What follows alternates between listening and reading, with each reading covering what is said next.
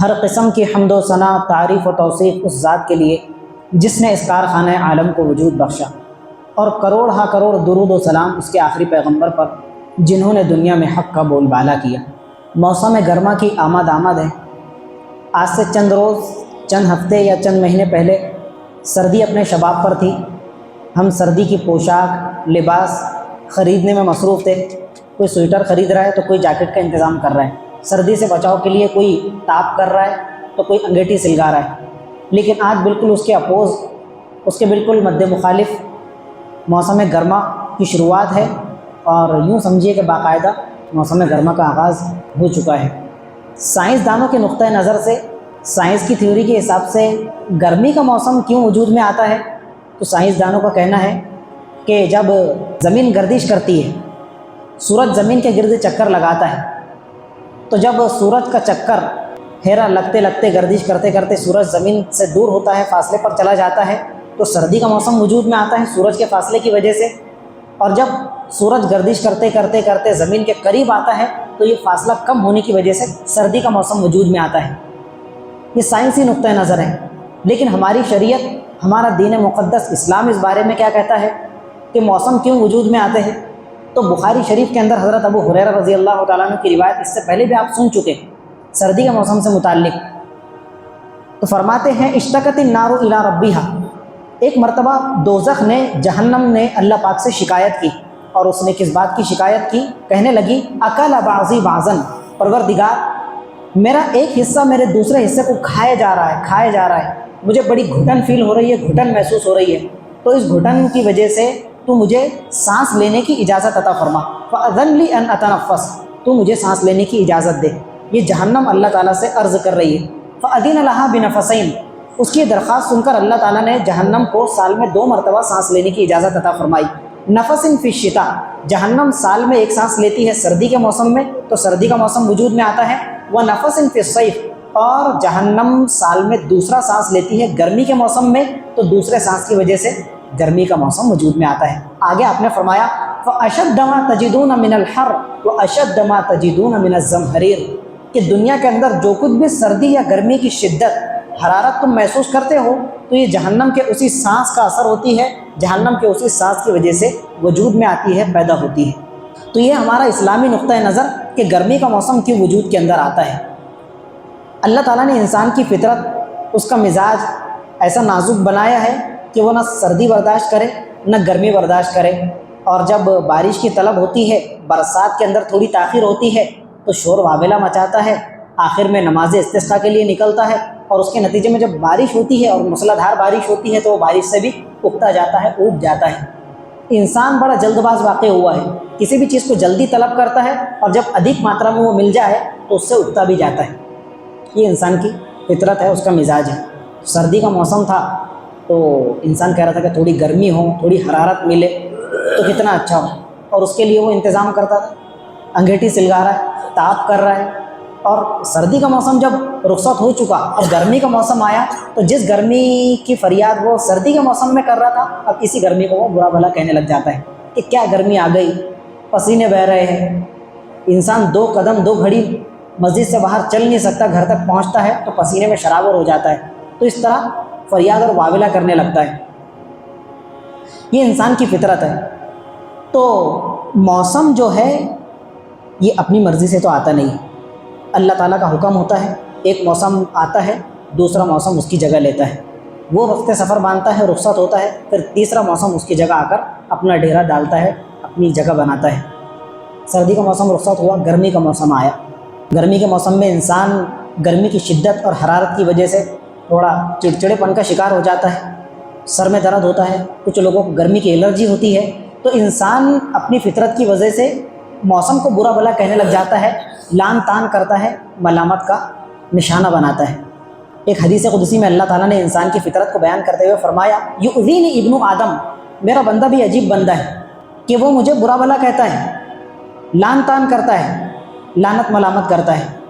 اللہ تعالیٰ کو بندے کس طرح برا بھلا کہتے ہیں ہم تو کبھی نہیں سنتے کسی کو، اور خدا نہ کرے کہ کبھی ایسی نوبت آئے کہ ہماری اس زبان جو اللہ تعالیٰ کی عطا کردہ زبان ہے اس پر اللہ تعالیٰ کے بارے میں حرف شکایت آئے۔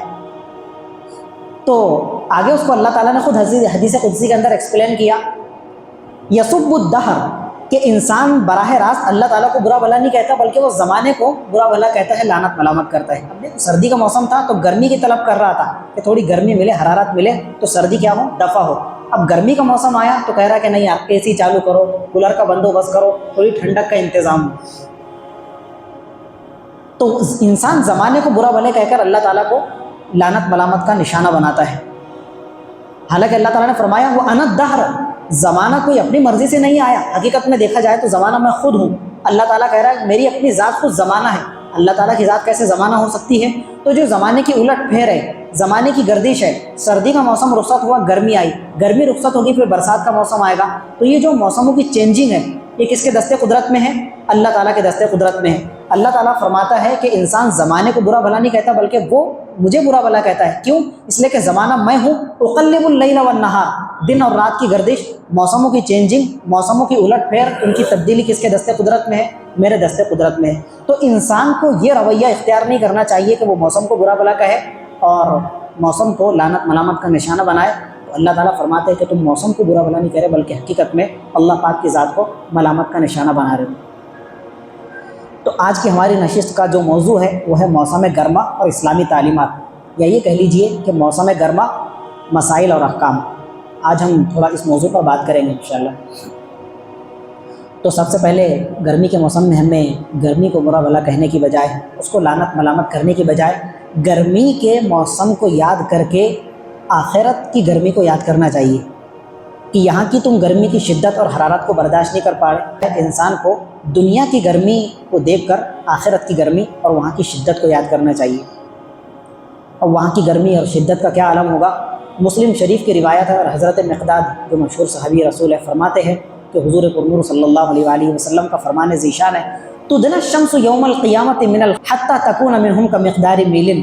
کل میدان محشر کے اندر جب پوری انسانیت اللہ تعالیٰ کی بارگاہ کے اندر میدان محشر میں جمع ہوگی، آدم سے لے کر خاتم تک، قیامت کے دن پیدا ہونے والے بچے تک کو اللہ تعالیٰ سب کے اندر کھڑا کرے گا۔ اب یہاں پر ہم دیکھیں کہ گرمی کے موسم میں شدت سے ہم جب پریشان ہو جاتے ہیں تو ہماری زمین سے لے کر سورج کا فاصلہ کتنا ہے ہم اس کو ناپ نہیں سکتے۔ ہزاروں میل کی مسافت ہے، لاکھوں میل کی مسافت ہے، اور وہاں سے سورج اپنی گرمی برسا رہا ہے، آگ برسا رہا ہے، تو ہم اس کی آگ کو برداشت نہیں کر پا رہے۔ اور وہاں میدان محشر میں تپش اور شدت کا کیا عالم ہوگا؟ حضرت مقداد فرماتے کہ تدنی الشمس یوم القیامت من الخلق حتی تکون منہم کمقدار میل۔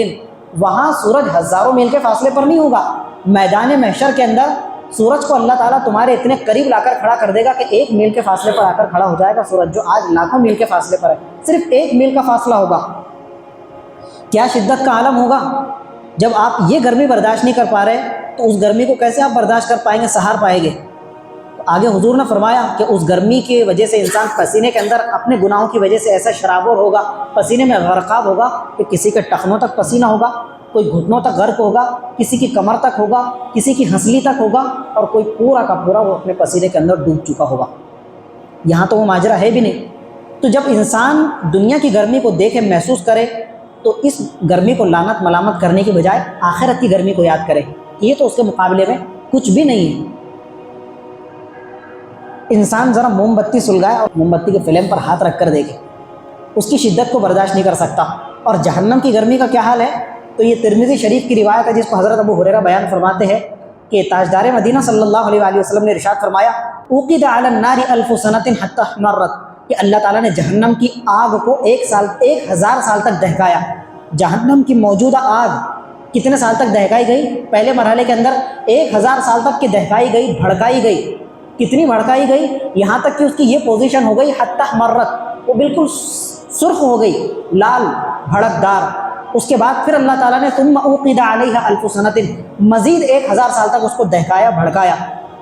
اس کی کیا پوزیشن ہو گئی؟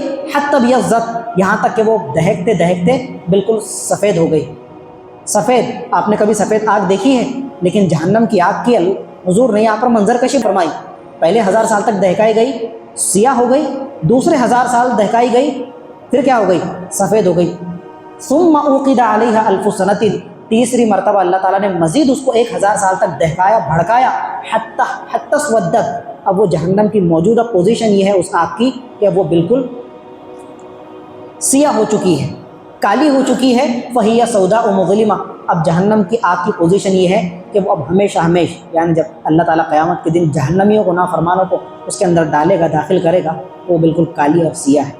موسم گرما کی شدت کا جب احساس بڑھتا ہے تو انسان کو یہ رویہ اختیار کرنا چاہیے کہ دنیا کی گرمی کو یاد کر کے اور محسوس کر کے اس کو جہنم کی آگ کی گرمی کو یاد کرنا چاہیے اور وہاں کی آگ سے، اللہ تعالیٰ کے عذاب سے پناہ مانگنا چاہیے۔ گرمی کے اندر جو مسلمانوں کو دوسرا کام کرنے کا ہے وہ یہ ہے کہ بلا وجہ انسان دھوپ کے اندر نہ بیٹھے۔ اسی طرح کچھ لوگ جن کو اچھی خاصی گرمی کی الرجی ہوتی ہے، جو 2 منٹ کے لیے گرمی کے اندر کھڑے نہیں رہتے، جب آپ راستے کے اندر ان سے ملاقات کر لے، ملاقات ہو جائے تو وہ گھنٹوں گھنٹے، حالانکہ بازو کے اندر ایک دیوار ہے، دیوار کا اچھا خاصا سایہ ہے، پیڑ ہے، درخت کی چھاؤں ہے، وہاں پر کھڑے رہنے کے بجائے دھوپ کے اندر آدھا گھنٹہ آپ سے کھڑے رہ کر وہ بات چیت کریں گے۔ حضور نے اس چیز سے منع فرمایا۔ ایک بندہ مومن کو، ایک بندہ مسلم کو اپنی حالت، صحت، اپنے جسم کا لحاظ کرنا چاہیے، خیال کرنا چاہیے اور چلچلاتی دھوپ کے اندر بلا وجہ نہ بیٹھے نہ کھڑے رہے۔ حضرت قیس ابن حازم ایک صحابی ہے، وہ اپنے والد کا واقعہ بیان کرتے ہیں کہ میرے والد کو حضور نے ایک مرتبہ دیکھا، کس حالت کے اندر؟ رآنی النبی صلی اللہ علیہ وسلم وانا قاعد فی الشمس، یہ کہتے ہیں کہ میرے ابو ایک مرتبہ چلچلاتی دھوپ کے اندر بیٹھے ہوئے تھے، اوپر سے آسمان آگ برسا رہا ہے، شدت کی دھوپ ہے، کڑاکے کی گرمی ہے اور میرے والد دھوپ کے اندر بیٹھے تھے۔ جب حضور نے مجھے دھوپ کے اندر بیٹھا ہوا دیکھا تو آپ نے مجھے روکا اور منع کرتے ہوئے تلقین فرمائی، تحول الی الظل، کہ دھوپ کے اندر کیوں بیٹھے ہو خواہ، سایہ نظر آ رہا ہے، چھاؤں دکھ رہی ہے، جاؤ چھاؤں کے اندر بیٹھ کر اپنی ضرورت پوری کرو، سائے کے اندر بیٹھنے کا اہتمام کرو۔ ایک مسلمان کو گرمی کے موسم کے اندر خواہ دھوپ میں بیٹھنے کی بجائے سائے کو اختیار کرنا چاہیے، چھاؤں کے اندر بیٹھ کر اپنا کام کرنا چاہیے، اپنی ضروریات کو انجام دینا چاہیے۔ کبھی کبھار یہ پوزیشن بھی ہوتی ہے کہ ہم کسی جگہ بیٹھتے ہیں تو اوپر سے چھن کر دھوپ آتی ہے، ایسی جگہ ہم بیٹھتے ہیں کہ ہمارا آدھا جسم سائے کے اندر ہوتا ہے اور آدھا جسم دھوپ کے اندر ہوتا ہے، آدھا جسم چھاؤں میں اور آدھا جسم دھوپ کے اندر۔ ہم اس کو بالکل ہلکے کے اندر لیتے ہیں، حالانکہ یہ میڈیکل کے نقطۂ نظر سے، سائنٹیفک طریقے سے بھی جو ہے نا انسان کی صحت کے لیے نقصان دہ ہے، ڈاکٹر حضرات اس سے منع کرتے ہیں۔ اور ڈاکٹر حضرات کی تو آج کی اپج ہے، ہمارے حضور پرنور صلی اللہ علیہ وآلہ وسلم نے 1500 سال پہلے ہمیں اس چیز سے منع فرمایا کہ انسان آدھی چھاؤں اور آدھی دھوپ میں بیٹھنے سے اپنے آپ کو بچائے۔ ابن ماجہ شریف کی روایت ہے، کہتے ہیں ان النبی صلی اللہ علیہ وسلم نہا ان یقعد بین الظل والشمس، کہ کوئی انسان اس طرح بیٹھے کہ اس کا آدھا جسم چھاؤں کے اندر ہو اور آدھا جسم دھوپ کے اندر ہو۔ حضور نے اس چیز سے سختی کے ساتھ منع فرمایا، جب بیٹھنا ہے یا تو پورا کا پورا تم دھوپ کے اندر بیٹھو یا پورا کا پورا سائے میں بیٹھو، آدھا جسم دھوپ کے اندر اور تمہارے آدھے جسم پر چھاؤں ہے، یہ تمہاری صحت کے لیے زبردست نقصان کا سبب بنے گی یہ چیز۔ تو حضور نے بہت سختی کے ساتھ اس چیز سے روکا، منع فرمایا کہ کوئی بھی بندہ جب بیٹھے تو ایسی جگہ کو اختیار کرے بیٹھنے کے لیے، کھڑے رہنے کے لیے کہ اس کا جسم یا تو مکمل طور پر دھوپ میں ہو یا پھر سائے میں ہو، خامخواہ دھوپ بھی اختیار نہ کرے اور ایسی جگہ کو بھی اختیار نہ کرے کہ آدھے جسم پر چھاؤں ہو اور آدھا جسم دھوپ کے اندر ہو۔ اس چیز سے حضور نے سختی کے ساتھ منع فرمایا۔ موسم گرما اور اسلامی تعلیمات، گرمی کے موسم کے تعلق سے اسلامی تعلیمات ہمیں کیا کیا عطا فرمائی گئی ہے، دی گئی ہے، ہماری شریعت ہماری کیا رہنمائی کرتی ہے۔ ایک اور چیز ہے اور وہ ہے نماز ظہر کے تعلق سے، خاص طور سے گرمی کے جو 4-5 مہینے ہوتے ہیں تو دن بڑا ہوتا ہے، رات چھوٹی ہو جاتی ہے، شارٹ ہو جاتی ہے۔ دن بڑا ہونے کی وجہ سے گرمی کی شدت کا احساس زیادہ ہوتا ہے۔ ایسے موقع پر ہمارے حضور کا معمول تھا کہ جب بھی گرمی کا موسم آتا، دن بڑے ہوتے، چلچلاتی دھوپ پڑتی، تو آپ جمعے کی نماز کو اور ڈیلی بیسس پر گرمی کے موسم میں ظہر کی نماز کو ڈیلے کر کے پڑھتے تھے، تاخیر کر کے۔ ہمارے یہاں کا کیا معمول ہے؟ برسوں سے، جب سے ہم پیدا ہوئے، 1:30 بجے اذان، 1:45 بجے جماعت، 1:30 بجے اذان، 2 بجے جماعت، 1:15 بجے اذان، 1:45 بجے جماعت، یہ ہمارا ڈیلی روٹین ہے، چاہے سردی کا موسم ہو، برسات کا موسم ہو، گرمی کا موسم۔ حضور کا یہ معمول نہیں تھا۔ سردی کے موسم میں ظہر اور جمعے کی نماز حضور جلدی ادا کرتے تھے، ہم جس طرح ادا کرتے ہیں اول وقت کے اندر، اور گرمی کے موسم میں حضور نماز ظہر کو اور نماز جمعہ کو ڈیلے کر کے، تاخیر کر کے، مؤخر کر کے پڑھتے تھے۔ کیوں؟ اس لیے کہ جب وقت گزرے گا گرمی کی شدت کا احساس کم ہوگا اور موسم کے اندر تھوڑی ٹھنڈک اور برودت آئے گی۔ سمجھ رہے آپ؟ یہ لاجک تھی حضور کے اس کے پیچھے۔ اب آئیے حدیث کی طرف۔ حضرت ابو سعید خدری رضی اللہ تعالیٰ عنہ کی روایت ہے ابن ماجہ شریف کی، حضور نے گرمی کے موسم کے تعلق سے تلقین فرمائی، ابریدو بالظہر، جب چلچلاتی دھوپ ہو، کڑاکے کی گرمی پڑے، تو ایسے ماحول اور موسم کے اندر تم نماز ظہر اور نماز جمعہ کو تھوڑا ٹھنڈا کر کے پڑھو۔ کس طرح ٹھنڈا کر کے پڑھو؟ 2 کلو برف لے کر آؤ اپنے جیب کے اندر ڈال کر؟ نہیں، جب گرمی کی شدت تھوڑی ختم ہو جائے، وقت آگے گزر جائے، ٹھنڈا وقت آ جائے، تو ظہر کی نماز اس وقت ادا کرو، ٹھنڈے وقت کے اندر۔ ابریدوا بالظہر، گرمی کے موسم میں ظہر کی نماز ٹھنڈے وقت میں پڑھو۔ فإن شدۃ الحر من فیح جہنم، اس لیے کہ جو موسم کی شدت ہے، گرمی کی حرارت ہے، یہ کوئی معمولی چیز نہیں ہے، بلکہ جہنم کی آگ کا اثر ہے۔ دنیا کی گرمی جہنم کی آگ کا اثر ہے، اس لیے زبردستی اپنے آپ کو دھوپ میں دھکیلنا، دھوپ کے ساتھ میں پنجہ آزمائی کرنا، زور آزمائی کرنا، یہ بندے کے لیے بالکل بھی مناسب نہیں ہے۔ بندے کا کام ہے سرنڈر کرنا، جو حضور کی، اللہ کی تعلیمات ہے، ان کے فرامین ہیں، ان کی ہدایات ہے، ان کی گائیڈ لائن ہے، بندہ اپنی مرضی کو ان کے تابع کر دے۔ اگلی روایت حضرت ابو ذر کی ہے، یہ خود بیان فرماتے ہیں، کنا مع النبی صلی اللہ علیہ وسلم فی السفر، کہ گرمی کا موسم تھا اور ہم حضور کے ہمراہ ایک سفر کے اندر شریک تھے، ہم بھی حضور کے ساتھ قافلے کے اندر شریک تھے۔ فأذن بلال بصلاۃ الظہر، حضرت بلال نے دیکھا کہ اذان ظہر کا وقت آ گیا ہے، تو انہوں نے اذان دینا شروع کر دی۔ جب ان کی اذان مکمل ہوئی تو حضور نے حضرت بلال کو تلقین فرمائی، گرمی کا موسم تھا، کہنے لگے یا بلال ابرد ثم ابرد، بلال اب تو تم نے اذان دے دی، لیکن آئندہ سے لحاظ رکھنا، خیال رکھنا کہ گرمی کے موسم میں جب بھی اذان دو تو اس وقت اذان مت دینا، بلکہ جب تھوڑا وقت گزر جائے اور موسم تھوڑا ٹھنڈا پڑ جائے، گرمی کی شدت کم ہو جائے، تو ظہر کی اذان ٹھنڈے وقت میں دینا۔ ایسا نہیں کہ بالکل عصر کے وقت دے رہے ہو، نہیں، ظہر کا جو آخری وقت ہوتا ہے یا اس سے تھوڑا پہلے کا، جب گرمی کی شدت کم ہو جاتی ہے اس وقت اذان دو، اس کے بعد ہم نماز ادا کریں گے۔ تو گرمی کے موسم میں کڑاکے کی دھوپ، چلچلاتی دھوپ کے وقت میں حضور کی مستقل سنت تھی، آپ کی پاکیزہ عادت تھی کہ آپ نماز جمعہ اور نماز ظہر کو کب ادا کیا کرتے تھے؟ ٹھنڈا کر کے، ٹھنڈے وقت میں ادا کیا کرتے تھے۔ موسم گرما اور اسلامی تعلیمات کو ہم ڈسکس کر رہے ہیں، تو لوگ گرمی کے موسم کے اندر رات میں کمروں کے اندر سونے کی بجائے کہاں جا کر سوتے ہیں؟ ٹیرس پر، چھت پر جا کر سوتے ہیں کہ رات میں مست ٹھنڈی ٹھنڈی ہوائیں چلے گی، خوشگوار ہوا کے جھونکے لیں گے اور گدڑی اڑ کر سوئیں گے، مست نیند آئے گی وہاں پر۔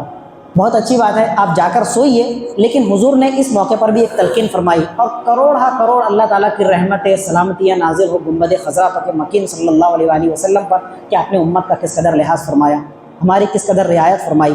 آپ نے تلقین فرمائی کہ گرمی کے موسم میں جو لوگ رات میں چھت پر جا کر سوتے ہیں، ایسی چھت پر بالکل نہ سوئے کہ جس کے اوپر 4 دیواری نہ ہو، جس چھت کے اوپر منڈیر نہ بنی ہوئی ہو۔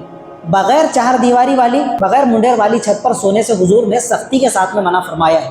انجام کیا ہوگا تو اب آگے وہ حدیث آپ سنیے، مسند احمد، امام احمد ابن حنبل کی مشہور حدیث پاک کی کتاب ہے۔ حضور فرماتے ہیں من بات فوق بیت لیس لہ اجار فمات، کہ جو بھی بندہ کسی ایسی چھت اور ایسی ٹیرس پر جا کر سویا رات کے اندر کہ جس چھت کے اوپر 4 دیواری نہیں بنی ہوئی ہے، جس چھت کے اوپر منڈیر نہیں بنی ہوئی ہے چاروں طرف سے، جس کی گھیرا بندی نہیں کی گئی، وہ جا کر سو تو گیا، لیکن نیند کی حالت میں اس نے کروٹ لیا، اور کروٹ لینے کے نتیجے میں وہ نیچے جا کر گر گیا، اور دھڑام سے گرنے کے بعد اس کی موت واقع ہو گئی۔ حضور نے فرمایا فَبَرِئَتْ مِنْهُ الذِّمَّةُ، اللہ تعالیٰ اس سے بالکل بری و ذمہ ہے۔ کیا مطلب ہے؟ کہ یہ اللہ تعالیٰ کی طرف سے مقرر شدہ جو موت تھی اس کی لکھی ہوئی، وہ موت نہیں بھرا، بلکہ یہ خود موت کے منہ میں چلا گیا، موت کو اس نے دعوت دیا، یوں سمجھو کہ اس نے خودکشی کیا، سوسائڈ کیا، آتما ہتیا کے، اس لیے اس کو معلوم تھا کہ میرا انجام یہ ہوگا کہ اگر میں کروٹ لوں گا تو بغیر منڈیر والی چھت ہے، میں نیچے گر سکتا ہوں، اس کے باوجود بھی اس نے رسکی کام کیا نہیں کیا، تو موت کے منہ میں خود گیا نہیں، موت کو خود دعوت دیا۔ حضور فرماتے اس نے خودکشی کیا، سوسائڈ کیا، آتما ہتیا کیا، فقط بریئت منہ الذمہ، یہ اللہ تعالیٰ کو کچھ نہیں کہہ سکتا، اللہ تعالیٰ اس سے بری الذمہ ہے۔ گرمی کے موسم میں مسلمانوں، اگر آپ سے پوچھا جائے یا بچے سے پوچھا جائے تو گرمی کے موسم کے اندر، چلچلاتی دھوپ کے اندر، کڑاکے کی گرمی کے اندر سب سے زبردست اور سب سے بڑی نعمت اگر کوئی ہے تو وہ کیا ہے؟ گرمی کے موسم میں کیا ہے جی؟ گرمی کے موسم میں چلچلاتی دھوپ کے اندر اللہ تعالیٰ کی سب سے بڑی نعمت اگر کوئی ہے تو وہ کوئی بڑی چیز نہیں ہے کہ جو بھاری قیمت دے کر خریدی جاتی ہے، وہ نعمت ہے جو اللہ تعالیٰ نے پوری انسانیت کے لیے بالکل فری آف چارج رکھا ہے، بالکل مفت رکھا ہے۔ کیا ہے؟ پانی، ٹھنڈا، میٹھا، خوشگوار، پر لطف قسم کا پانی۔ چلچلاتی دھوپ میں آپ سفر کر رہے ہیں یہاں سے عالم چوک، سنیچرے تک، اور آپ کو پیاس کی شدت کا احساس ہوا، حلق سوکھ کر آپ کا کانٹا ہو رہا ہے، اور اس وقت آپ کی خدمت میں کوئی آدھا پیالہ، آدھا گلاس پانی پیش کرے، اور جب آپ اس کو اپنے حلق سے نیچے اتارتے ہیں آپ کو کتنی فرحت بخش جذبے کا احساس ہوتا ہے یا نہیں ہوتا؟ آپ کے دل سے اس بندے کے لیے دعائیں نکلتی ہیں. اور کیا کیا دعائیں نکلتی ہیں کہ اللہ تعالیٰ تجھے شراب طہور پلائے، جنت کا شراب پلائے، جنت کا ٹھنڈا اور میٹھا پانی پلائے. سب سے بڑی نعمت گرمی کے موسم میں ٹھنڈا، میٹھا اور پرلطف خوشگوار پانی ہے. پانی کی قیمتی نعمت کا احساس ہمیں ہو نہ ہو، لیکن آپ اس کی قدر و قیمت ان لوگوں سے جا کر پوچھیے کہ جب گرمی کا موسم آتا ہے تو پانی کا شارٹیج ہو جاتا ہے. پانی کی قلت کی وجہ سے وہ بیچارے سرکار سے مدد مانگتے ہیں اور حکومت کی طرف سے وہاں پر ٹینکر جاتے ہیں، پانی کے ٹینک بھجوائے جاتے ہیں اور وہ کلسی، آدھی کلسی، ہنڈا، آدھا ہنڈا پانی لے کر آتے ہیں اور پورا ایک ایک دن اس ایک ایک ہنڈے پر، ایک ایک کین، ایک ایک بالٹی پر گزارتے ہیں. ہمارے یہاں پر تو ہر 2 دن آڑے پانی آتا ہے. پانی کا بڑا ذخیرہ اندوزی کر لیتے ہیں، اسٹاک کر لیتے ہیں اور بے تحاشا بے دریغ پانی بہاتے بھی ہیں، بلا ضرورت صرف کرتے ہیں. تو پانی کے ایک ایک قطرے کا آپ سے حساب لیا جائے گا، اس کی پوچھ ہوگی. حضرت ابو ہریرہ رضی اللہ تعالیٰ عنہ کی روایت ہے، وہ فرماتے ہیں کہ سرکار مدینہ صلی اللہ علیہ وآلہ وسلم نے ارشاد فرمایا، ان اول ما يسأل عنه یوم القیامت من النعیم، کہ کل قیامت کے دن نعمتوں میں سے سب سے پہلے جس نعمت کا اللہ تعالیٰ بندے سے سوال کرے گا وہ کون سی نعمت ہوگی؟ کوئی اور نہیں. اللہ تعالیٰ سب سے پہلے جس نعمت کا سوال فرمائے گا، دریافت کرے گا بندے سے، وہ پوچھے گا الم نصح لک جسمک، میرے بندے تو بتا جتنی نعمتوں سے میں نے تجھے سرفراز کیا تھا، میری نعمتوں میں سے ایک سب سے بڑی نعمت تیری باڈی تھی، فٹنس تھی، تیرا قیمتی جسم تھا. میں نے تجھے بھاری بھرکم جسم دیا تھا، بالکل صحیح سالم، تنو مند، تندرست اور توانا قسم کا جسم دیا تھا. دیا تھا نہیں دیا تھا؟ یہ سب سے بڑی نعمت ہے. اور اس کے بعد میں حضور نے جس چیز کو بیان فرمایا وہ ہے وہ نرویہ کا من الماء البارد، تم سے ٹھنڈے پانی کے متعلق سوال ہوگا کہ ہم نے تم کو ٹھنڈے پانی کی نعمت سے سرفراز کیا تھا. چلچلاتی دھوپ کے اندر جب گرمی کے گرم تھپیڑے جب چلا کرتے تھے اور تم کو پیاس کی شدت کا احساس ستاتا تھا اور تمہارا حلق سوکھ کر کاٹا ہوتا تھا، اس وقت اگر تمہارے سامنے پانی کا ٹھنڈا اور میٹھا پیالہ پیش کیا جاتا اور تم اس کو حلق کے نیچے اتارتے تھے تو تم شکر کے جذبے سے الحمدللہ کہتے تھے، یا تمہارا ناقدری کا وہی جذبہ ہوتا تھا جو عام دنوں کے اندر اور عام موقع پر ہوتا تھا؟ سب سے پہلا سوال نعمتوں کے متعلق قیامت کے دن اگر ہوگا تو وہ جسم کی تندرستی سے متعلق اور ٹھنڈے اور میٹھے پانی سے متعلق. تو گرمی کے موسم کے اندر اللہ تعالیٰ کی سب سے بڑی نعمت اگر کوئی ہے، قیمتی نعمت، تو وہ ٹھنڈا اور میٹھا پانی ہے. اور صرف بات یہیں پر آ کر ختم نہیں ہو جاتی. جب اللہ تعالیٰ نے ہم کو پانی کی قیمتی نعمت سے نوازا ہے تو ہم دوسروں کے لیے بھی پانی کا بندوبست کرنے، پانی کا انتظام کرنے اور خدا کے بندوں اور ان کی مخلوق تک بھی پانی پہنچانے کا اہتمام کرے، انتظام کرے، تو یہ ایک مستقل اجر و ثواب کی چیز ہے. اس لیے کہ پانی پلانا یہ مستقل آپ کے لیے صدقہ جاریہ ہے. انسان دنیا سے چلا جاتا ہے، اپنی زندگی کے ایام گزار کر چلا جاتا ہے، موت کے بعد میں اس کا نامہ اعمال بالکل کلوز ہو جاتا ہے، بند ہو جاتا ہے. اب وہ ایک دفعہ سبحان اللہ نہیں کہہ سکتا، کسی کو 1 دینار صدقہ نہیں کر سکتا، 2 رکعت آ کر نماز ادا نہیں کر سکتا. وہ بالکل عاجز قاصر ہے اور وہ من و مٹی تلے دفن ہو چکا ہے. لیکن کچھ اعمال ایسے ہیں مسلمانوں کہ انسان قبر میں پہنچنے کے باوجود بھی اس کا نامہ اعمال تو بند ہو جاتا ہے، لیکن کچھ اعمال کا اجر و ثواب اللہ تعالیٰ پھر بھی اس کے لیے جاری رکھتے ہیں. کتنی بڑی کرم نوازی ہے. وہ کیا ہے؟ تو ٹوٹل ایسے 7 اعمال حضور نے ارشاد فرمائے ہیں. مسند بزار حدیث پاک کی ایک مشہور کتاب ہے. حضرت انس ابن مالک رضی اللہ تعالیٰ عنہ فرماتے ہیں 7 اعمال ایسے ہیں یجری للعبد اجرہن، کہ مرنے کے بعد بھی اللہ تعالیٰ بندے کے لیے ان کا اجر و ثواب جاری و ساری رکھتے ہیں. قبر میں پہنچنے کے بعد بھی ان کا اجر و ثواب بندے کو ملتا رہتا ہے. وَهُوَ فِي قَبْرِهِ بَعْدَ مَوْتِهِ، انسان زندہ نہیں ہے، مرنے کے بعد اپنی قبر کے اندر پہنچ گیا، لیکن 7 اعمال کی بدولت اس کا اجر و ثواب بندے کے لیے قبر کے اندر بھی جاری و ساری ہے. نمبر 1، من علم علما، کسی انسان نے خود علم حاصل کیا، اس کے بعد میں اپنی ذات تک اس کو سیمت نہیں رکھا بلکہ اس کو لوگوں کو سکھایا. امام بخاری رحمۃ اللہ علیہ 1350 سال گزر چکے، 13 صدیاں گزر گئی، آج بھی منبر رسول پر بیٹھ کر آپ ان کی لکھی ہوئی حدیث ہے جو حضور کے مقدس فرامین اپنے کانوں سے سن رہے نہیں سن رہے. انہوں نے پہلے علم حاصل کیا اور بعد میں پوری امت تک کے اس علم کو پہنچانے کا عزم کیا. تو جتنے لوگ بخاری شریف کا مطالعہ کریں گے، قیامت تک آنے والا جتنا بندہ اس حدیث سے فائدہ اٹھائے گا. امام بخاری تو اپنی قبر کے اندر موجود ہے، اپنی مزار کے اندر آرام فرما رہے ہیں، لیکن ان کا نامہ اعمال بند ہونے کے باوجود بھی اس کا اجر و ثواب آج ان کو وہاں پر مل رہا ہے. سب سے پہلا من علم علما. شیخ زکریا صاحب رحمۃ اللہ علیہ کے انتقال کو کم و بیش نصف صدی کا عرصہ بیتنے کے قریب ہے، لیکن دنیا کے اندر ہزاروں مساجد کے اندر، لاکھوں کی تعداد کے اندر فضائل اعمال آپ کو موجود ملے گی. خود علم سیکھا، اس کو لوگوں کے سامنے بیان کیا اور اپنی زندگی گزار کر قبر کے اندر چلے گئے. وہاں آرام کر رہے ہیں، لیکن اس کے باوجود بھی ان کا نامہ اعمال کے اندر اجر و ثواب کیا ہے؟ جاری و ساری ہے. انسان علم سیکھے دوسروں تک پہنچائے. یہ صدقہ جاریہ۔ نمبر 2، اجرا نہرن، کہ لوگوں کے لیے، بندگان خدا کے لیے آپ نے کوئی نہر کھدوا دی، نہر جاری کرا دی پانی کی۔ پچھلے زمانے کے اندر لوگ یہ کیا کرتے تھے، آج اس کی ضرورت نہیں ہے، لیکن موجودہ زمانے کے اندر ہم اس کو اس طرح اپلائی کر سکتے ہیں اس حدیث کو کہ آپ نے بور کروا دی کسی جگہ پر، ٹیوب ویل کا انتظام کر دیا، کسی جگہ پر حابسی کھدوا دیا آپ نے، جس علاقے کے اندر پانی کی قلت ہے وہاں پر پانی کا بندوبست کر دیا، پانی کی سبیل لگا دی۔ تو یہ بھی ایسا ہے کہ آپ نے اپنی زندگی کے اندر یہ کام کر لیا، مرنے کے بعد آپ کا نامہ اعمال بھلے ہی بند ہو جائے، لیکن اس عمل کی بدولت مرنے کے بعد آپ کی قبر کے اندر اللہ تعالیٰ اس کا اجر و ثواب آپ کو بدستور جاری و ساری رکھے گا اور ملتا رہے گا۔ تیسری چیز، حفر بئرن، آپ نے کسی جگہ کنواں کھدوا دیا۔ اب کنووں کا دور بھی کیا ہو گیا، ختم ہو گیا، آپ نے کسی جگہ ٹیوب ویل کھدوا دی، کسی جگہ واٹر فلٹر کا انتظام کر دیا، مسجد کے اندر ٹھنڈے پانی کے لیے کولر کا انتظام کر دیا، فریج کا بندوبست کر دیا، جب تک کہ بندگان خدا اس سے مستفید ہوتے رہیں گے، اپنی پیاس بجھاتے رہیں گے، مرنے کے بعد آپ اپنی قبر کے اندر دفن ہو جائے گے، لیکن اس کا اجر و ثواب آپ کو مرنے کے بعد بھی ملتا رہے گا۔ چوتھی چیز، غرس نخلن، آپ نے کسی جگہ کوئی پیڑ لگا دیا، انار کا درخت لگا دیا، ایک درخت آپ نے لگایا، آپ مرنے کے بعد اپنی قبر کے اندر چلے گئے، جتنی چڑیاں، جتنے پرندے، جتنے انسان اس انار کے درخت کے پر لگنے والے پھل سے مستفید ہوتے رہیں گے، فائدہ اٹھاتے رہیں گے۔ آپ تو اپنی قبر کے اندر ہیں، لیکن جب تک کہ لوگ اس سے فائدہ اٹھا رہے، آپ کی قبر کے اندر اس کا اجر و ثواب آپ کو مل رہا ہے۔ آگے حضور نے ارشاد فرمایا، بنا مسجدن، آپ نے مسجد کی تعمیر کے اندر حصہ لیا، آپ کو اللہ تعالیٰ نے صاحب حیثیت بنایا، آپ کو مال پانی سے نوازا ہے، آپ نے باقاعدہ مستقل اپنے نام سے، اپنے والدین کے نام سے مسجد تعمیر کرا دی، خدا کی رضا جوئی کی خاطر آپ مسجد تعمیر کر کے قبر کے اندر چلے گئے، لیکن مسجد تعمیر کرنے کے صدقہ توفیل مرنے کے بعد بھی آپ کے قبر کے اندر اس کا اجر و ثواب جوں کا تو جاری اور ساری رہے گا۔ آگے حضور نے ارشاد فرمایا، او ورث مصحفا، آپ نے قرآن مجید کا نسخہ لا کر کسی کو ہدیے میں پیش کر دیا، مسجد کے اندر رکھوا دیا، تو جب تک کہ لوگ اس کی تلاوت کرتے رہیں گے، لیکن قبر کے اندر بھی اللہ تعالیٰ اس کا اجر و ثواب آپ کو عطا فرماتے رہیں گے۔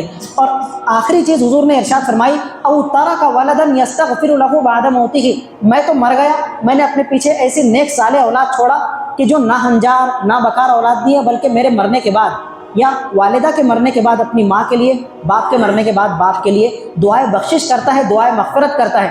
تو بندہ تو مر کر اپنی قبر کے اندر چلا گیا، وہ ایک نیکی کرنے سے بھی عاجز و قاصر ہے، لیکن اس کا جو بندہ، اس کا جو بچہ یا بچی اس کے لیے دعائیں بخشش اور مغفرت کر رہی ہے، اس کے صدقہ توفیل اللہ تعالیٰ اس کی قبر کے اندر اس کا صدقہ جاریہ کے طور پر اس کے عمل کو، اجر و ثواب کو جاری و ساری رکھتے ہیں۔ یہ ٹوٹل 7 اعمال تھے، اس کے اندر ہمارے لیے جو مدعے کی بات ہے آج کے ٹاپک سے ریلیٹڈ، وہ ہے اجرا نہرن او حفر بئرن، پانی کا انتظام کرنا، پانی کا بندوبست کرنا۔ چونکہ موسم گرما کا آغاز ہو چکا ہے، گرمی کے موسم کے اندر سب سے بڑی نعمت کیا ہے؟ پانی ہے۔ جن علاقوں کے اندر پانی کی قلت ہوتی ہے، وہاں پر آپ پانی کا انتظام کریں، نہر کھدوا دیں، ٹیوب ویل کا انتظام کریں، بورنگ کرا دیں وہاں پر، تو اللہ تعالیٰ مرنے کے بعد بھی آپ کی قبر کے اندر اس کا اجر و ثواب صدقہ جاریہ کے طور پر آپ کو عطا فرماتا رہے گا۔ اسی طرح مسلمانوں، پانی پلانا اللہ تعالیٰ کی بارگاہ میں بخشش کا ذریعہ بھی ہے۔ اب وہ بنی اسرائیل کا جو مشہور قصہ ہے، آپ نے سنا ہے، ہمارا بچہ جانتا ہے، بینما کلب یطیف برقیۃ، ایک کتا تھا، گرمی کی چلچلاتی دھوپ کے اندر وہ پیاس کی شدت سے اس کا برا حال ہو رہا تھا، اور پیاس کی شدت کے مارے اس کی زبان لٹک کر باہر آ گئی تھی۔ کاد یقتلہ العطش، اس سچویشن پر پہنچ چکا تھا، پیاس کی شدت کی وجہ سے ایسا لگتا تھا کہ اگلے چند سیکنڈوں اور پلوں کے اندر اس کی جان نکل جائے گی اور کتا مر جائے گا۔ رأتہ بغی من بغایا بنی اسرائیل، بنی اسرائیل کی ایک بدنام زمانہ خاتون جو طوائف تھی، جو جسم فروشی کیا کرتی تھی، جسم بیچ کر پیسے کمایا کرتی تھی، کتنی بدکار خاتون تھی۔ اس خاتون کا وہاں سے گزر ہوا، اس کتے پر اس بدنام زمانہ خاتون کی نظر پڑی، اس نے دیکھا کہ یہ کتا کیچڑ چاٹ رہا ہے، پانی اس کو نہیں مل پا رہا ہے بیچارے کو، اس کو کتنی شدت سے پیاس لگی ہے، اس کی زبان لٹک کر باہر آ گئی ہے۔ اللہ تعالیٰ نے اس کے دل کے اندر رحم کا جذبہ بیدار کیا، کتے کے لیے وہ گئی، نزعت موقعہ، اس نے اپنا چمڑے کا موزہ نکالا یا مشکیزہ نکالا، قریب میں کنواں تھا، کنویں کے اندر اس کو ڈالا، پانی نکالا اور اس کتے کے آگے رکھا۔ کتے نے بیچارے نے اپنی پیاس بجھایا، پیٹ بھر کے جی بھر کے پانی پیا۔ اللہ تعالیٰ کو اس کی اس ادا پر اتنا پیار آیا، فغفر لہا، بدنام زمانہ ہونے کے باوجود بھی اللہ تعالیٰ نے کتے کو پانی پلانے پر اس کی بخشش فرما دیا۔ وہ بنی اسرائیل کی ہے، بدنام زمانہ ہے، غلط کام کے اندر ملوث ہے، منہ کالا کرنے والی خاتون ہے، اور کس کو پانی پلا رہی ہے؟ کسی حاجی، نمازی اور پرہیزگار بندے کو نہیں، ہے کتے کو۔ ہم محمدی ہے، محمد الرسول اللہ کے نام لیوا ہے، انسان ہے، قرآن مجید پر ہمارا عمل ہے، اور ہم اگر کسی انسان کو، کسی مومن بندہ مسلم کو پانی پلائیں گے تو اللہ تعالیٰ ہمارے اس جذبے کی قدردانی نہیں فرمائے گا؟ تو پانی پلانا مسلمانوں ہمارے لیے نجات اور بخشش کا ذریعہ بھی ہے۔ امام قرطبی رحمۃ اللہ علیہ اس امت کے بہت بڑے مفسر گزرے ہیں، تو انہوں نے ایک روایت نقل کی ہے، فرماتے ہیں قال بعض التابعین، کہ ایک بڑے تابعی گزرے ہیں، وہ فرمایا کرتے تھے من کثر ذنوبہ فعلیہ بثقیل ماء، کہ جس انسان کا گناہ کرتے کرتے کرتے کرتے اس کا پورا دل کالا ہو چکا ہو اور گناہوں کے کالے پن کی وجہ سے اس کو کسی پل چین نہیں ملتا، نہ رات کو اس کو نیند آتی ہے، نہ اس کی زندگی سکون سے گزرتی ہے، اگر اس کو چین اور سکون حاصل کرنا ہے تو وہ توبہ کے ساتھ ایک چیز کو لازم پکڑے، کیا؟ بثقیل ماء، خدا کی مخلوق کو پانی پلانے کا اہتمام کرے۔ کوئی پانی پلانے کا اہتمام کر کے تو دیکھیں، جب آپ پانی پلائے گے نا، آپ ایک چڑیا کو پانی پلاتے ہیں تو آپ کو اندرونی طور پر جو ایک سکون محسوس ہوتا ہے، وہ سکون کا دنیا کے اندر کوئی توڑ نہیں ہے، وہ آپ کو لاکھوں روپے دے کر بھی کسی جگہ سے آپ وہ سکون حاصل نہیں کر سکتے۔ آپ کسی پیسے کتے کو پانی پلا کر دیکھیے، واقعتاً خدا کی مخلوق کی خدمت کرنے میں جو فرحت اور سرور محسوس ہوتا ہے وہ کسی دوسرے کام میں نہیں ہوتا، کوئی انسان کر کے دیکھے۔ اسی طرح مرحومین کی طرف سے پانی پلانا یہ بھی بڑے اجر و ثواب کا کام ہے۔ حضرت سعد ابن عبادہ رضی اللہ تعالیٰ عنہ بڑے جلیل القدر صحابی گزرے ہیں، ان کی والدہ کا انتقال ہو گیا، ان کا وصال ہو گیا، وہ حضور کی خدمت میں حاضر ہوئے اور انہوں نے عرض کیا رسول اللہ ان امی ماتت، یا رسول اللہ میری والدہ کا انتقال ہو گیا، وہ اللہ کی بارگاہ میں چلی گئی، افا اتصدق عنہا، کیا میں ان کی طرف سے کوئی صدقہ و خیرات کر سکتا ہوں؟ حضور نے فرمایا بالکل کر سکتے ہو۔ تو انہوں نے خود پوچھا، دریافت کیا، فَأَيُّ الصَّدَقَةِ أَفْضَلُ، یا رسول اللہ آپ خود ہی ارشاد فرما دیجئے کہ میں ان کے لیے صدقے کا اہتمام کرنا چاہوں تو سب سے افضل اور بہتر ترین صدقہ کون سا ہے؟ حضور نے کوئی دوسرے صدقات کا اہتمام کی تلقین نہیں فرمائی، آپ نے ایک ہی چیز ارشاد فرمائی، سقی الماء، خدا کے پیاسے بندوں کو، خدا کی مکی مخلوق کو پانی پلانے کا اہتمام کرو، ان کے لیے پانی کا بندوبست کرا دو، یہ تمہاری مرحوم والدہ کے لیے سب سے افضل صدقے کے طور پر ثابت ہوگا اور ان کو سب سے افضل صدقے کا اجر و ثواب اللہ تعالیٰ قبر کے اندر عطا فرمائے گا۔ انہوں نے گئے اور اپنی والدہ کے نام سے کنواں کھدوایا اور اللہ کے نام پر اپنی والدہ کی نیت کر کے وقف کر دیا، اور اس کنویں کا نام پڑ گیا ام سعد کا کنواں۔ تو مرحومین کی طرف سے بھی آپ پانی کا انتظام کر سکتے ہیں، بندوبست کر سکتے ہیں۔ ہمارے جو مرحومین ہیں، ہم قبرستان کے اندر اس چیز کا اہتمام کر سکتے ہیں، جو کیریاں ہوتی ہیں، گملے وغیرہ ہوتے ہیں، تو ہمارے یہاں پر پیڑ ہوتے ہیں قبرستانوں کے اندر، آپ کسی ٹہنی اور ڈالی کے اوپر وہ گملہ گاڑ دیں اور ہر ایک دو دن کے آڑے آپ وہاں پر چکر لگائے، گرمی کے موسم میں پانی ڈالیں، تو وہاں پر جتنی بھی چڑیاں، کوے، اللہ کی مکی مخلوق، پیاسی مخلوق آتی ہے، وہ اس سے ایک ایک قطرہ قطرہ آدھا قطرہ پانی پی گی۔ وہ تو آدھا قطرہ پی رہے ہیں، لیکن آپ کے مرحوم کی قبر کو اللہ تعالیٰ جنت کا باغ بنا رہا ہے اس کی وجہ سے۔ معمولی بات ہے۔ حیدر پورے کے اندر میں نے 5-6 سال تراویح پڑھا ہے، وہاں پر میں نے دیکھا جو وہاں کا سب سے بڑا قبرستان ہے، ان لوگوں نے جو تیل کے پرانے کوپے ہوتے ہیں، تیل کے ڈبے، تو اس کو سیٹنگ کر کے اس کے اوپر تھوڑی چاول ڈالتے ہیں، گیہوں وغیرہ کا انتظام کرتے ہیں، تو چڑیاں آتی ہے، اپنی بھوک بھی مٹاتی ہے، اور بازو میں گملہ اور کیاریاں ہوتی ہے، اس کے اندر پانی بھر کر رکھتے ہیں وہ مرحومین کے لیے۔ ہم تو زندہ ہے، بہت کچھ کر لیں گے، آج نکل کر لیں گے، جو کچھ بھی کر رہے ہیں، لیکن وہ تو بیچارے عاجز ہے، قبر کے اندر چلے گئے۔ تو مرحومین کی طرف سے پانی پلانا یہ بھی سب سے افضل صدقے کا ثواب رکھتا ہے، اور پانی پلانا مسلمانوں ہمارے لیے جسمانی بیماریوں سے بھی شفا کا ذریعہ ہے۔ اگر ہم کسی بیماری کے اندر مبتلا ہے، جسمانی بیماری کے اندر، چاہے وہ چھوٹی بیماری ہو، بڑی بیماری ہو، چند مہینے پہلے ابھری ہو، چند سالوں سے ہم اس کے لیے پریشان ہیں، علاج کرتے کرتے تھک گئے ہیں، پانی پلانے کا اہتمام کر کے دیکھو تو انشاءاللہ یہ مجرب، آزمودہ اور تجربہ شدہ چیز ہے۔ امام ذہبی رحمۃ اللہ علیہ بہت بڑے مفسر گزرے ہیں، وہ کہتے ہیں کہ حضرت عبداللہ ابن مبارک رحمۃ اللہ علیہ کی خدمت کے اندر ایک شخص حاضر ہوا اور اس نے کہا کہ حضرت میرا گھٹنا ہے، گھٹنے کے اندر ایک تھوڑی سی چھوٹی سی پھنسی نکلی تھی، اور وہ پھنسی بڑھتے بڑھتے بڑھتے تو ایک پھوڑے کی شکل اختیار کر گیا، اور حضرت آج 7 سال ہو چکے ہیں، 7 سال ہو چکے ہیں، قد عالجہا بانواع العلاج، میں طرح طرح کے علاج کروا چکا ہوں اور میں پریشان ہو گیا ہوں۔ وسأل الاطباء، بڑے بڑے ڈاکٹروں حکیموں کے پاس گیا، ان سے رابطہ کیا، کانٹیکٹ کیا، فلم ينتفع بما اعطوه، کسی کی کوئی دوا سے مجھے فائدہ نہیں ہوا، 7 سال ہو گئے لیکن یہ پھوڑا پھنسی ٹھیک ہونے کا نام ہی نہیں لے رہی۔ اب میں آپ کی خدمت میں آیا ہوں، آپ مجھے کوئی نسخہ بتائیے، کوئی وظیفہ بتائیے۔ حضرت عبداللہ بن مبارک رحمۃ اللہ علیہ نے اس کو ایک کام کی تلقین فرمائی، کہنے لگے اذهب فاحفر بئرا، جاؤ اور کسی ایسے ایریے کے اندر جا کر تم دیکھو کہ جہاں پر پانی کی قلت ہے، وہاں کے لوگ، اس بستی کے لوگ پانی کی وجہ سے پریشان ہیں، ان کو پانی کی سخت ضرورت ہے، تو وہاں پر جا کر تم تھوڑا پانی کا بندوبست کرو، ان کے لیے ان کی مشکل کو آسان کر دو۔ وہ بندہ گیا اور اس نے پانی کا انتظام کیا، تو حضرت عبداللہ بن مبارک نے اس کو پورے پیشن اور جذبے کے ساتھ اس سے وعدہ لیا تھا، فإنی ارجو ان ينبع هناك عین ويمسك عنك الدم، کہنے لگے کہ تم وہاں پر جاؤ، جیسے تم وہاں پر کنواں کھدواؤ گے، ٹیوب ویل کھدواؤ گے، بورنگ کا انتظام کرو گے، ہمارے آج کے موجودہ زمانے کے حساب سے میں ترجمہ کر رہا ہوں، تو وہاں پر اللہ تعالیٰ پانی کا جھیرا چالو کرے گا. جیسے تو ان بندوں کے لیے پانی کے جھیرے کا انتظام کرو گے، دیکھنا کہ جیسے تمہارا خون بند ہونے کا نام نہیں لے رہا 7 سال سے، یہ خون فوراً بند ہو جائے گا. ففعل الرجل، وہ شخص گیا اور اس نے ایسا ہی کیا جیسا کہ انہوں نے اس کو تلقین کی تھی. فبرأ بإذن اللہ، اللہ تعالیٰ کے فضل و کرم سے اس کا وہ پھوڑا پھنسی جو 7 سال سے اچھا ہونے کا نام نہیں لے رہا تھا، کنواں کھدوانے کی برکت سے الحمدللہ وہ بالکل صحت یاب ہو گیا اور اس کی بیماری ٹھیک ہو گئی. تو ہم بھی اس چیز کا اہتمام کریں کہ گرمی کے موسم کے اندر اپنے مرحومین کی طرف سے اپنی خود کی ذات کے لیے اپنے گھروں کے باہر، اپنے گھروں کی چھتوں پر کٹورے، گملوں کے اندر، چھوٹے چھوٹے پیالوں کے اندر پانی کا انتظام کریں. تو جو اللہ کی پیاسی مکی مخلوق ہے وہ پانی پیے گی، ہمارے لیے، ہمارے مرحومین کے لیے اللہ تعالیٰ اس کو صدقہ جاریہ کا ذریعہ بنائے گا. تو یہ موسم گرما اور اسلامی تعلیمات سے متعلق چند گزارشات آپ سماعت فرما رہے تھے. اقول قولی ھذا واستغفر اللہ لی ولکم ولسائر المسلمین فاستغفروہ انہ هو الغفور الرحیم.